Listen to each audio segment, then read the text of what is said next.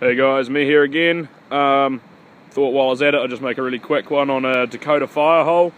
So this, hold on, I'm really sorry about the noise, it's bloody windy and out here and it's sort of raining a little bit, but sort of still fun. So the principle of the Dakota fire hole is to be used for stealth camping and just any kind of time where you don't want to make a big mess on the ground. So it's also very applicable to bushcraft, because what you're doing is you're not leaving a massive print on the ground where you're scorching the earth and burning away all the I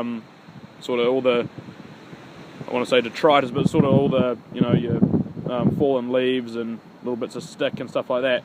So it looks a lot nicer, doesn't leave as much of a mess, and it's easy to cover up as well, which is the bonus. As soon as I'm done here, I'm pulling my cup out, all this mound of dirt around the outside just gets pushed straight back in the hole.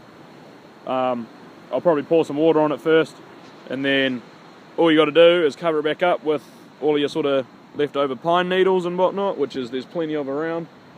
And that just goes straight back on top after you've made sure the fire's sufficiently out, and then away you go. So all you've got to do is you get some kind of stick to use for digging. So I just got this little one, carved a little bit of a notch in it, because the point of a digging stick isn't to be like a shovel, it's to be more like a pickaxe, and all you're doing is you're breaking up the soil so you can move it away with your hands. And then using another stick, or the same one even, you're putting these holes in the ground, because what they're doing is they're offering one, oxygen feeding down into the base of the fire, into the ember bed, which is what you want. It'll keep your fire going nice and hot, because if you're putting lots of stuff on top of the fire here, it has a chance of stifling it and making it the fire snuff out.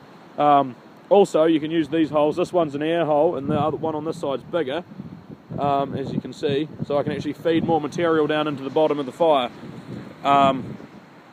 and effectively give it more, more wood. So that's one way to do it. But yeah, it's just another little tool for the toolbox, another fire lay that some people might be interested in knowing about. And it definitely has its uses, especially if you're just making a quick stop. The other good thing about it is that it doesn't leave the actual ember bed too exposed to the wind, so it's really effective in a situation like this where it's really, really windy, as you can probably hear, and that gives you the ability to actually not be spreading embers all around the forest and having them flying away in the wind, and doesn't suck all the heat out. It's all channeled basically straight up, except for very initially when you've got to worry about how cold the soil is and how wet it is, because that's going to you're going to want to be having more tinder and small sticks, because when you're starting your fire off when it's small, it's going to be sucking a lot of the heat into the dirt to evaporate moisture out of the soil and basically warm up the dirt. So in this kind of fire lay, it's very important to have a significant amount of tinder, and you've really got to be mindful of the startup of it to make sure that it actually takes properly. So again, with every fire, preparation's the key. You want all of your resources there first, so you're not in a hurry rushing around trying to get it done, and that's when you've run out of stuff, or your tinder burns out and you've got nothing left, you've got to start again. So anyway, that's just a quick little video on Dakota fire holes, and my cup of pine needle tea is working its way away slowly. Hopefully I'm going to get that soon, because I'm getting thirsty. Alright, cheers guys, have a good one.